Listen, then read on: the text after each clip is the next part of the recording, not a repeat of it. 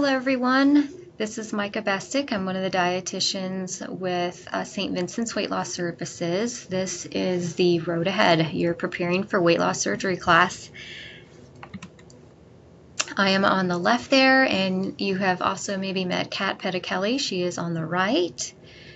First things first, when is my surgery date? That's a common question that we get often, and after this class is completed, Kat and I will type up the notes to document that you completed this class. Your advocate will then send it either to the insurance company or to the surgeon's office. Some insurance requires that it goes to the surgeon's office first and the notes are all signed off. Then it can be sent to the insurance company. All of the notes for all the classes, and then of course your clearances and everything has to be sent to insurance first. The nurse there will review it, approve it. The medical director there will again sign off on it as well, and we finally get a surgery authorization. That's when you will get your surgery date from the surgeon's office. So the main things that we're going to talk about today are your vitamins. I like to get started talking about that first. We'll go into some of the key lifelong guidelines, not everything that's in the binder, but the top guidelines. We'll review the pre-op diet to get your liver ready for surgery, and the diet progression after surgery as well. I like to start off with first, what are some no-nos? There are tons of vitamins out there, and not all are acceptable. And so I just want everyone to know that if you take a gummy multi, whether it be the adult version like this VitaFusion or the gummy kid version, either one is subpar. So I have seen deficiencies in people when they've taken gummy vitamins. For instance, there's no B1, B12, or iron. When it comes to calcium, calcium can come in either the carbonate form or the citrate form when we're talking about supplements. Most of the, no, I won't say most, I will say all of the over-the-counter chewable calciums that you will find, like I said, over-the-counter, CVS, Walgreens, Target, whatever, will be calcium carbonate. Now, even now, without having weight loss surgery, it's hard for the body to absorb the carbonate form of calcium. So if you want your products, meaning if you want your calcium to be from an over-the-counter supplier like Walmart, you're going to have to go with a product such as Citracal. It's made with calcium citrate. Citrate is the best available form for our body to absorb the calcium. If you want a chewable form of your calcium, you're going to have to do a calcium citrate from a specific bariatric vitamin company, such as Celebrate Vitamins, or which I'll show you, or like go to a specialty shop like the Vitamin Shop or GNC. But my key message here is that you want the citrate form, not the carbonate form when it comes to your calcium. Then our third no-no is do not take your calcium and iron at the same time. Those two minerals are going to fight for absorption in the body, and you got to separate it by a 2 to 4 hour window. So let's look at what a schedule might look like for you. Are there products that are made specifically for people who've had weight loss surgery? Yes. So there are 2 companies that are really good. There are a lot, and if you have questions about any other companies, just call the office, 450-6097. That's the dietitian line. But these 2 companies right here, Celebrate Vitamins and Bariatric Advantage, they make 2 really good mega multivitamins. This is the one from Bariatric Advantage if you just follow my cursor, and then this is the one here from Celebrate. And then, of course, they make a chewable calcium because you can't take calcium and iron together. There's iron in this multi. The most easiest option for taking your vitamins would be using these mega multivitamins from either Bariatric Advantage or Celebrate. you can see at 8 a.m. you would take a dose of their vitamins, and then at noon you would take a calcium chewy bite. They're kind of like Starbursts. And then at 4 o'clock you would take another calcium chewy bite, and then that's it for the day. Now your first 30 days after surgery, you're going to want it to be chewable. All of the images on this slide are the chewable forms. After that, you can switch to a capsule, and some people prefer to do that. They might get tired of the taste, or just, you know, maybe the multivitamins getting stuck in your teeth. So you can switch to the capsule form. It's the same formula, it just comes in a capsule form. And I wanted to show you the web page. So Celebrate Nutrition Supplements, this would be their web page. And then the Bariatric Advantage multivitamin, it's called Advanced Multi EA. That's the Mega Multi that I was talking about. The Celebrate vitamins are cheaper than the cheaper than the Bariatric Advantage. It's the same formula. They do taste different, so it's basically, if your budget's, you know, kind of wide open, then you would go for the one that would taste better.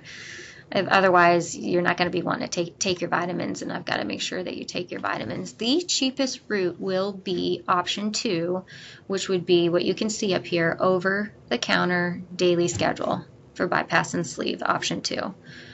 What it would look like, let's start in the morning here. A Centrum for women, yes, even men take a Centrum for women. And I added the B vitamins in the morning time slot. A lot of people tell me they feel like it gives them energy, and so I stuck it in the morning. But take a look at the dose there. The thiamine, which is B1, is 250 milligrams. You're only going to need to take that once a week. The B12 comes in 3,000 micrograms. That's only going to need to be taken once a week as well. At noon, you're going to take your calcium dose from the Citracal. Get the Citracal Petites. They're a smaller capsule, or I guess I should say tablet. They're a tablet. And then at 4 p.m. you'll take another calcium dose. At 8 o'clock at night, you'll take your final Centrum, and then a little bit of extra iron. You're going to get iron in your Centrum. You need a little bit more, so you're going to take this 65 milligram. What's great about this product right here, Vitron C, iron plus vitamin C. Vitamin C helps the body absorb iron. That 65 milligram dose you'll take every other day. So yes, these are not chewables. These are like tablets. So get a pill cutter or crusher. You can cut this vitamin to the size of a Skittle or an M&M, or you can crush it. I would suggest putting it in some Jello that's been sitting out at room temperature, so you can easily mix these crushed vitamins in it. Or people like to use a small glass of like concentrated Crystal Light to help mask the flavor, or the lack thereof flavor, the nasty taste of the vitamins crushed up. In your binder, you have a printout of all the vitamins that you will need. So for example, this one right here is something you can take to Walmart. They can scan those barcodes and they'll go get you the Centrum for women, the iron, the calcium, the B1 and the B12, and then all you have to do is just follow this schedule on how you take it. We try to keep it as easy as possible. Some common questions that I get are, how long do I have to take my vitamins? And they are lifelong. We're going to check your labs at your 3rd month, 6th month, 12th month, and then yearly. And we adjust your vitamins based on what your labs tell us. And it's, you know, your vitamin specific labs. So sometimes people will tell me that, oh, well, my cardiologist does my labs, but your bariatric surgeon is going to do specific vitamin blood work that we need to see. Also, I want to make sure that you know that these two schedules, option 2, you know, the over-the-counter schedule here, and then this schedule, option 1, from Bariatric Advantage or Celebrate, these are just the maintenance schedules. So if you're on vitamin D already, maybe for a previously low vitamin D, you're going to take that prescription until your levels are within normal limits, and then you'll go to this, which is the maintenance. Same with iron. Some people tell me that they're already taking iron. Continue with that. This 65 milligrams down here every other day is just your maintenance dose. So if you've got questions about that, go ahead and call Kat and I as well. I get questions a lot about hair loss and, like using biotin, and it's hit and miss. The jury as far as research is out on biotin. It works for some people and not for others, and I see it, when I'm working with clients as well. Some people tell me, hey, I'm taking this biotin, it's working great. Other people are like, Micah, what's up with this biotin? It's not doing anything for me. So it won't hurt you to try it and give it a go, see what happens. The main thing that we are looking for in preventing hair loss is iron and zinc, and making sure that we're eating a variety of foods. When I see hair loss within the first few months of surgery, so I'm talking about around like less than 4 months out from surgery, 9 times out of 10, it's because the client has lost a good amount of weight. They're down 50 pounds in 2 or 3 months. That's a large amount in a short period of time, and that's stressful on the body. It's going to present itself as hair loss. It doesn't last forever. You just have to make sure you're taking your vitamins and that you're eating a variety of foods. And so what I mean is you're not still on those protein shakes that far out, and you're not just eating only chicken and salads and broccoli. The body needs all of the different micronutrients from your different foods that we eat, the different veggies, the different fruits, the different meats. So I had somebody who called me up around their 6th month out from surgery having hair loss, and she was still doing protein shakes. And I thought, 6 months out, okay, this is a red flag for me. That's not common. Let me see what's going on. This is probably a vitamin deficiency.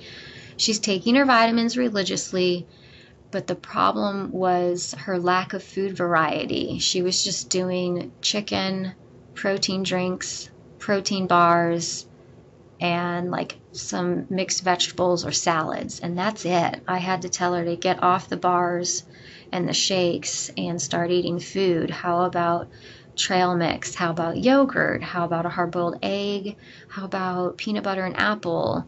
Hummus with veggies, shrimp, tuna salad, kale, spinach. You could do beans, put some chickpeas on the salads. You could do a strawberry spinach salad with almonds. So the body doesn't need us to learn how to just chug down 60 grams of protein a day. It needs us to learn how to cook, shop, prep, plan, so that we get a good variety in. That's what weight loss surgery is about. It's not about just being on a diet and doing shakes for the rest of your life. So I want to review with you where we can get all of these micronutrients. We get all of the zinc, potassium, iron, calcium, D, everything that you would see on a Centrum bottle, because keep in mind, your supplements, your vitamins, they're just a backup.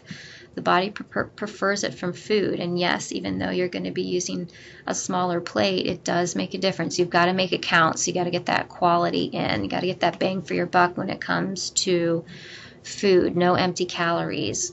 Our 3 macronutrients are carbohydrates, proteins, and fats. When it comes to carbohydrates, the trick with getting vitamins in when you're eating a cracker or a piece of bread or rice or pasta is that it's whole grain, not the enriched. So in one of the classes, we compared a box of Triscuits to a box of Wheat Thins. And the first ingredient on the Wheat Thins was enriched, and the first ingredient on the Triscuits was whole wheat. and there were only 3 ingredients for the box of Triscuits, whereas the wheat thin crackers had a whole paragraph. The longer the ingredients, the more processed, but that enriched means it's been processed. It's not like the real deal. You're not going to get the same amount of protein. Yeah, even you'll get a small amount of protein from our grains, but definitely the fiber and the vitamins. And then the rest of the items on this slide, such as fruit, milk, yogurt, beans, peas, potatoes, corn, those are our natural sugars, our natural carbohydrates.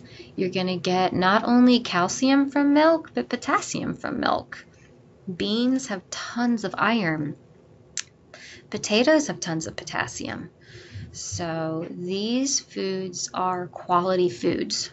They will provide your body with vitamins and fiber.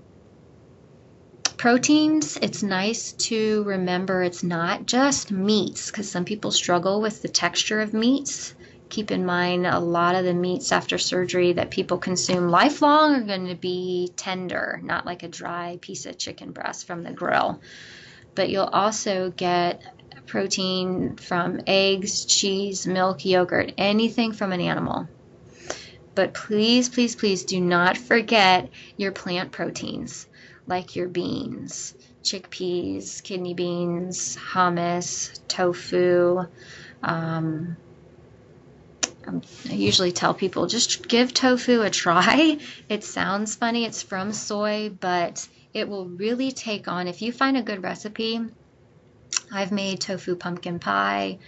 I've done tofu in smoothies. People cannot tell that it's there. Tofu takes the flavor on of whatever you're adding to it. You just want to make sure that if you're making like a smoothie, you'll want the silken tofu.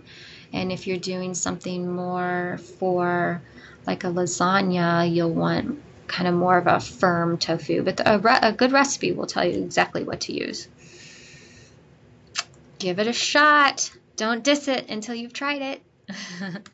Now, our third macronutrient are the fats. There are some essential fatty acids that we need, such as our oils, our nuts, the avocados. We just don't need the saturated fat that we get from bacon or sausage. Our body makes enough of that.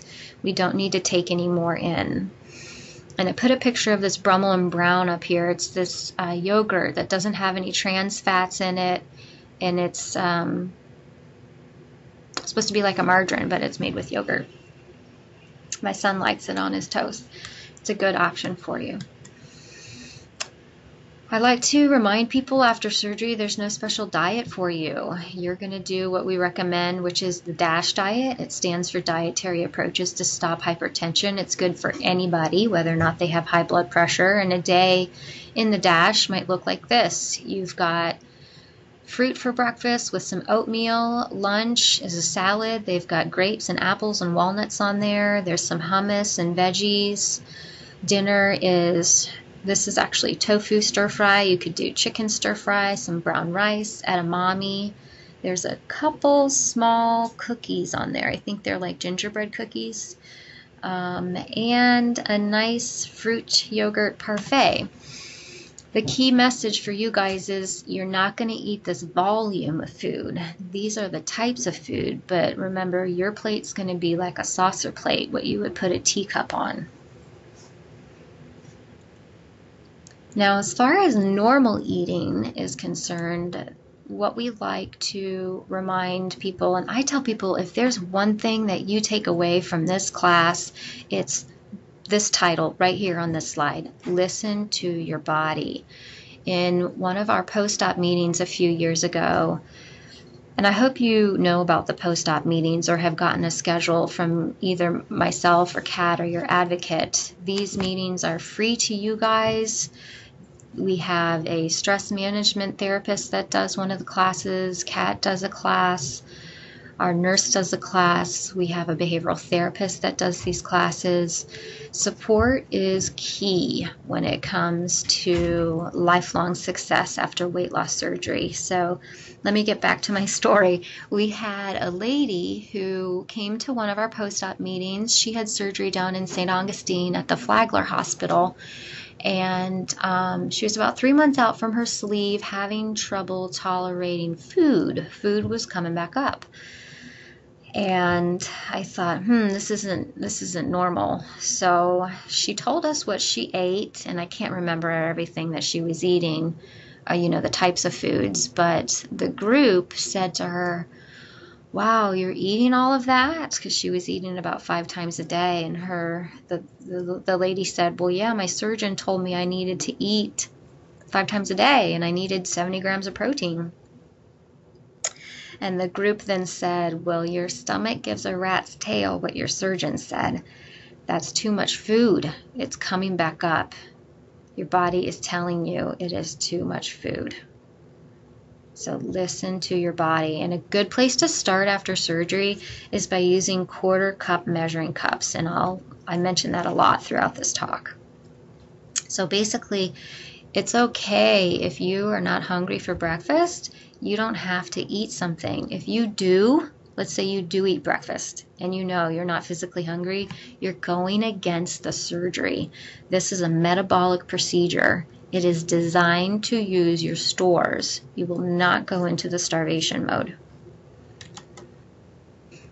A lot of the things that I see pop up as far as keeping weight off after surgery is managing our behaviors, not managing how often we eat, but it's managing why we're eating. Am I stress eating? Am I just eating out of habit?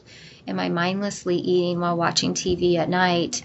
This slide, I put images up here of a lady who came to see me. She was a year out from her sleeve, and this is basically what she would eat. I mean, she's got quality food. She'd have either hard-boiled egg or half of a hard-boiled egg for breakfast, salad at lunch. Sometimes she might just do like the hot items at the cafeteria because she works here, so she might just get like a veggie plate. And dinner, she'll do some fish and vegetables and a starch. I put that image on here just to show the small portion. Her snack used to consistently be like a half of an apple, but she found herself experiencing more stress at work, and this apple had switched to almonds because she just kind of wanted something salty and crunchy. And the other big whammy was that this jar of almonds was at her desk. So almonds are okay for us. It's just they're really high in fat, and especially if she's not hungry and she's just stress eating, then it's adding extra calories. I like to ask people in this class when I'm doing it, in a live version, I like to ask people, what are the best foods to eat when you're stressed? And I'll typically get replies like fruits or veggies or protein. But the real answer is nothing. Nothing. Zip, zero, nada. It's a trick question. No food is the best food to eat when you're stressed. The real answer is stress management. If my only way that I manage stress right now is with food, I need to find another way to manage my stress. Some of the key lifelong guidelines, I'm going to get into that section right now, which is the recommendation of not drinking while eating to help prevent dumping syndrome. So when we eat and then put extra volume in our, look for my cursor, I'm pointing to the stomach pouch for this bypass image right here, and we put extra volume in this pouch with liquid, it can push food through this little opening right here. It can push the food through too quickly, and now it's in our intestines and it hasn't been digested yet.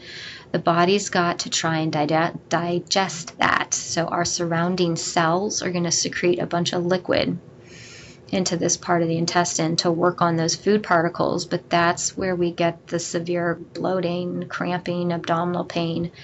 With the sleeve, the same thing can happen. My cursor is over here now with this sleeve.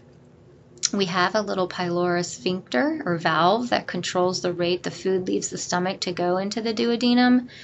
But if you're putting volume in here from food and then extra volume from liquid, it can get pushed through too quickly. I have sleeves tell me that they have experienced dumping syndrome. So the recommendations are when you begin eating, stop drinking. Like, for example, let's say you're at a restaurant. You can drink up till when your food is served and you start eating. After that, have her take it away or just put it somewhere else. When you finish eating, take note of the time. Say it's like 1:30. Okay, I'm done with lunch at 1:30. Then I'm going to start drinking again at 2. So you're going to wait 30 minutes after you have finished eating before you start drinking again. And this sometimes I feel like concerns people about hydration. They get concerned that they won't be taking in enough, and you will be drinking throughout your day. Don't forget, fruits and vegetables have a lot of water in them as well, but this is just while you're eating.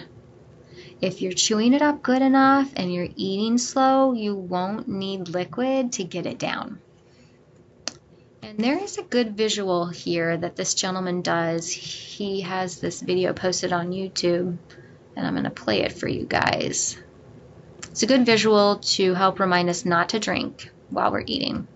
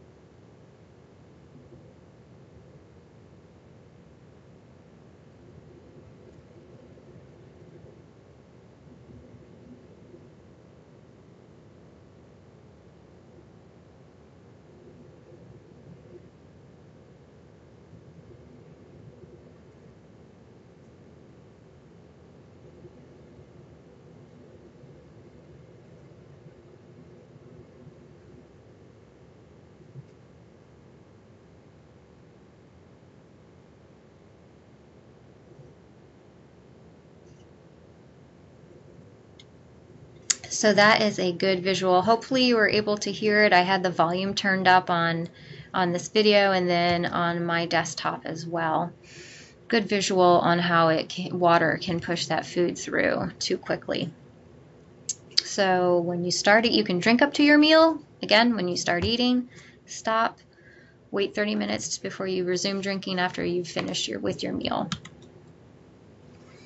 Now, if you have Dr. Uckel, he's our bariatric medical director. His top 3 guidelines are 1, don't drink while you eat. 2, eat slowly. 3, chew, chew, chew. And I'm quoting him here where it says, eat like a lady. These are the top 3 things. This is like a little checklist that you can use to go through if you're having trouble tolerating something, like if there's pain or if something's come back up.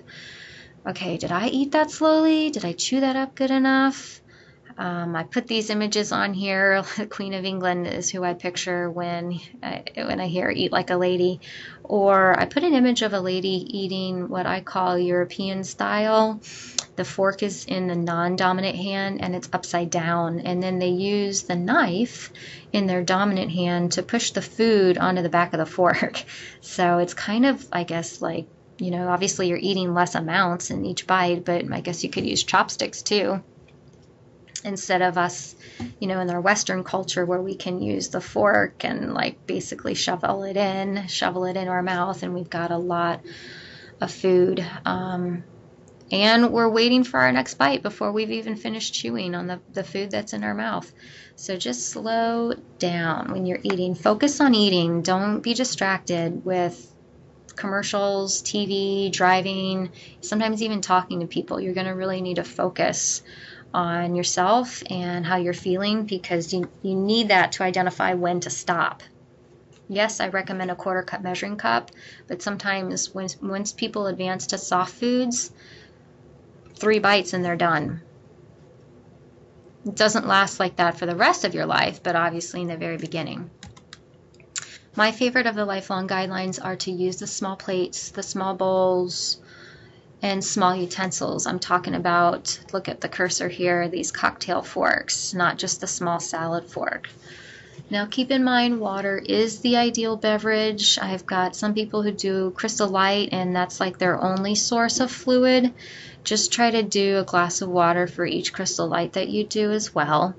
Or try flavor infusing it with fruit. There's tons of ideas online. You can get a mason jar, put water in there, put strawberries and mint in the bottom of it, and it'll sit overnight. You'll be very surprised at how much flavor is in that water.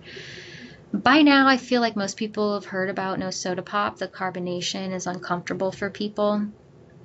And so, yeah, that's lifelong. If some people want carbonation, I don't know if this will work for you. I had a gentleman say that he would take some seltzer water and just swish it around in his mouth and spit it out. And it just kind of took care of that craving for the carbonation for him.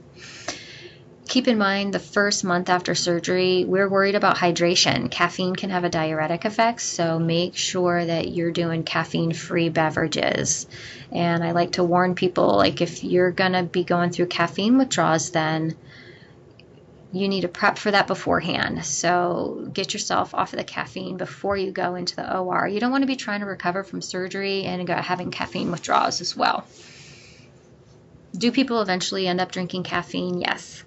We just want to make sure that first month it's caffeine free. I'm going to get into the second part here of this PowerPoint, which is that shrink your liver diet. You can start phase 1 of your pre-op diet now. And if you've had a chance to look through your binder, you've probably seen in the pre-op tab, pre-op diet tab, there are 2 different diets. There's a phase 1 and a phase 2. Phase 2, you don't begin until you get your surgery date. Phase 1 is really easy. It would be like a protein drink for breakfast. You can still have some carbs, but it would be whole grain bread. Here it's half a sandwich. You've got a salad on the side. Let's say you need a snack. If you've got a big gap between lunch and dinner and you're hungry before dinner, you could have some fruit. Dinner, we've got potatoes. This is potato salad. You could do a small baked potato, some more veggies. It could be roasted veggies and not just a salad here. And then here's some chicken. So you're going to use that small size plate, like a salad size plate. Half of that plate veggies, a quarter starch, a quarter meat. When it comes to your protein drinks, you've got to really read the ingredients or follow the list that's in your binder. There's a protein list in your binder under the PreOp Diet tab. Ingredients must state whey protein isolate or soy protein isolate. You don't want whey or soy protein concentrate, hydrolyzed gelatin, or collagen protein. That just gets a low amino acid score as far as these proteins being available for digestion. They don't get as a high a score. They're not as quality as the isolates are.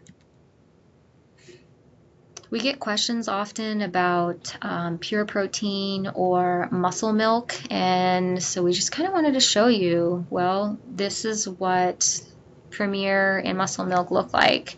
Here's the ingredients. You can see it's got milk protein isolate, and that's okay. Now, if you see any that say, such as this one, water protein blend, milk protein concentrate, or whey protein concentrate, then you got to put it back on the shelf. It's okay. It would be okay if it just said milk protein concentrate, but it says whey protein concentrate, and that's what you don't want. Any concentrate, what I'm trying to say, concentrate is okay only if it says milk protein concentrate. This one's also, though, it's a blend, has whey protein concentrate, so you don't want that one. Again, this one says milk protein isolate up here for the muscle milk, so you're good to go. If you end up getting shakes or protein drinks that are powders and you need to mix it up in the blender, you're going to use unsweetened almond milk.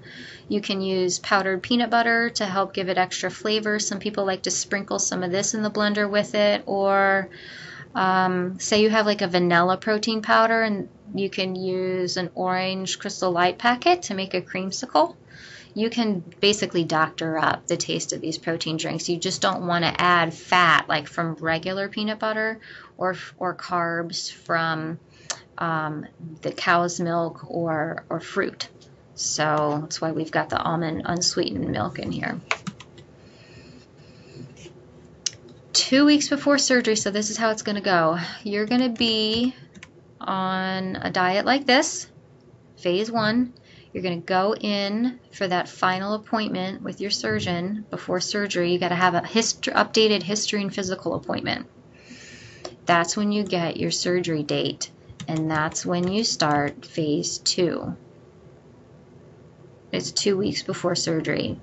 No rice, pasta, oatmeal, grits, cereal, bread, crackers, fruit, no peas, corn, potatoes, beans, milk, yogurt. No carbs. And I typically get this question, which is, well, what can I eat then, Micah? And you could do any of the images on here, and we gave you the recipes for these. A lot of people like to use the healthy egg, white, and veggie omelet muffins that you make in muffin tins. You can do veggie lettuce wraps with some chicken. You could do, here's extra lean ground turkey meatballs. You could still have it in the sauce, or what I'm saying is you could still have it in your tomato sauce. You're just not having it over the pasta. You could have it over like zucchini noodles. Here's some fish and veggies for dinner, chicken stir fry, just no rice. When I was looking for recipes, I was looking for, or I searched, low fat, not low carb. If you try to find more recipes and you search low carb, you're going to get some results of meals that are really high in fat, and your liver is processing the carbs and the fat. So we want it to be low fat. I took the carb part out, like I took the rice out of the chicken stir fry. I took the pasta out of those turkey meatballs. You could do chicken kebabs, just no potatoes or bread. And if you are curious or you want to just make sure that what you're doing for phase 2 is correct, always call us 450-6097 just to make sure, like, I'm not getting too much carbs or fats in here, and we'll be happy to answer your questions. The day before surgery, you will do liquids, and you will get these pre-op instructions again. So no, the surgeon does not want any food remnants in your stomach when he goes in to operate. Again, you're only doing this the day before surgery. Some centers across the country recommend people do liquids for 2 whole weeks. Not you guys. You guys are doing this for 2 weeks. The low carb, low fat foods and your protein shakes. The day before surgery is the clear liquids. Now, there is a pre-surgery drink that you're going to consume 4 hours before surgery. You'll get this from pre-admission testing. It's called Arctic Chill. I have heard that it's just something you got to get down. It's to help with blood sugar after surgery, keeping your blood sugar within normal ranges. And then, so true or false, you may have carbohydrates 2 weeks before surgery. That is false. True or false, you do liquids for 2 weeks before surgery. No, you just do liquids the day before surgery. You follow phase 2 those 2 weeks before surgery. Now we're on to our final component, our third component here for this part of the PowerPoint, our post-op diet. If you turn to the tab in your binder that says post-op diet, you will see this timeline, and then of course examples for clear liquids, full liquids, and purees. So when you're in the hospital, you're going to get the clear liquids. You're familiar with that because you did that the day before surgery.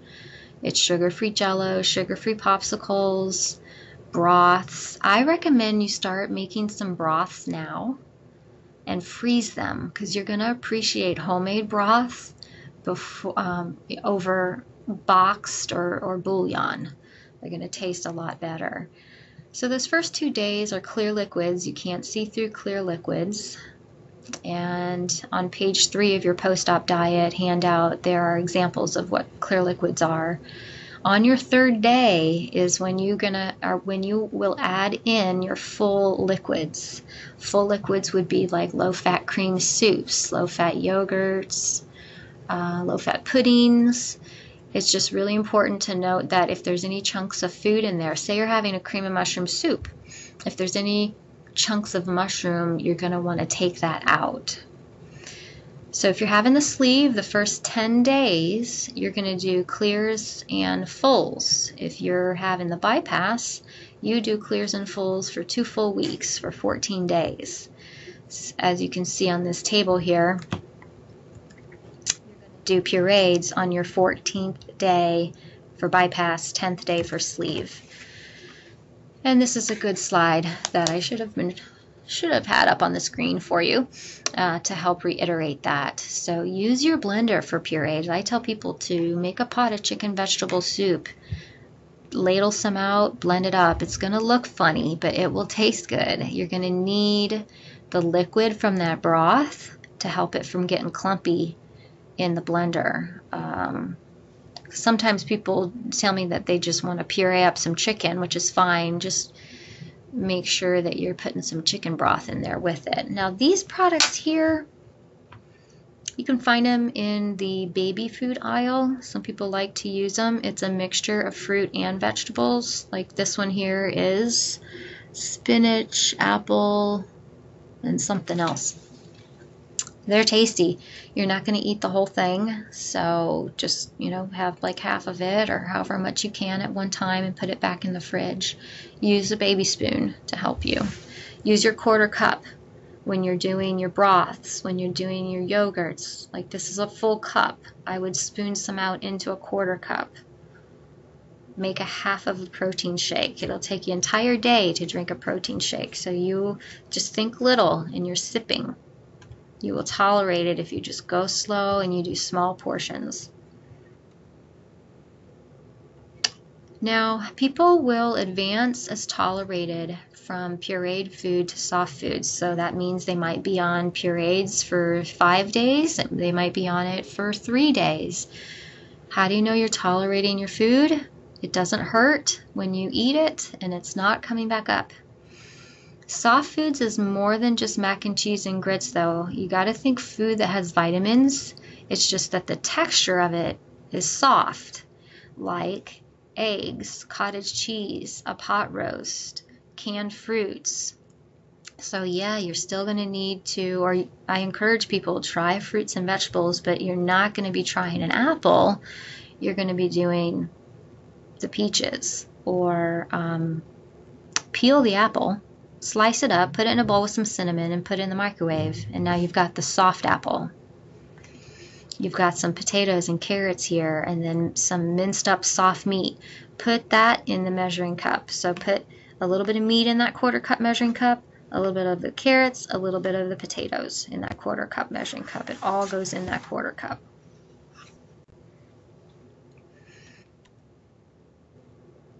Around your 4th to 6th week out from surgery, you'll be on regular textures. It's a big learning curve here because it's so individualized on what you'll be able to tolerate. I mean, it's great to have support and talk with other people.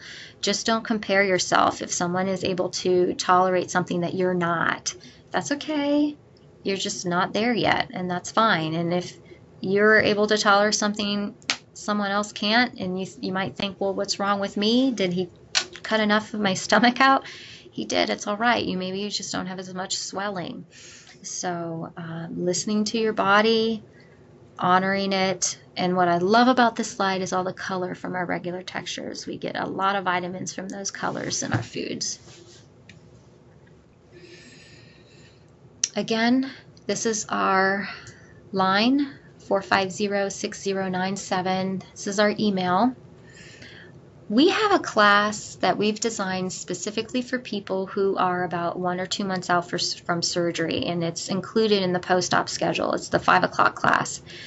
We encourage you to come to that meeting, and we scheduled it at 5 o'clock specifically so that a support group would follow thereafter, and that you can just make one visit and you'll be able to stay for or get 2 classes, you know, the 5 o'clock class and then the 6 o'clock support group. We just noticed that there's a lot of questions. It's really unknown territory after having the sleeve. We give you guidelines, but everybody's different on what they can tolerate, and we just want to make sure people are staying hydrated and are advancing through their diet. So we encourage you to go to that post-op class. It's called Post-Op Nutrition. And if you don't hear from us, please call us. We want to see how you're doing, how you're advancing, and how you're tolerating. If you're tolerating your vitamins, is it causing you nausea? Do we need to switch it up to something else? And also, you're welcome to post-op appointments with us as well. Free of charge, is included in your program fee. I want to leave you with your call to action, which is to begin phase 1 of the pre-op diet. Number 2, get your vitamins, and you can start taking them. It's just anesthesia will want you off those vitamins a week before surgery, so don't forget that. And of course, you'll get those pre-op instructions again as well. No vitamins a week before surgery. And then number 3, next time you go to eat today, pretend like you've already had surgery. No drinking while you're eating. You gotta chew that food up, go slow, chew, chew, chew, put the fork down between bites, pretend like you've had surgery so it won't be such a culture shock for you after surgery. That is it for the presentation. I'm going to just pull this slide back up a little bit. All of these slides are in the binder in the tab that says PreOp Class. So this number is in there as well. And I'm sorry, I should have mentioned that right from the beginning, but hopefully on this email that we sent you, we've given you those instructions and you saw that. So if you have questions, please call us or email us, and we look forward to talking with you before and after surgery. Take care.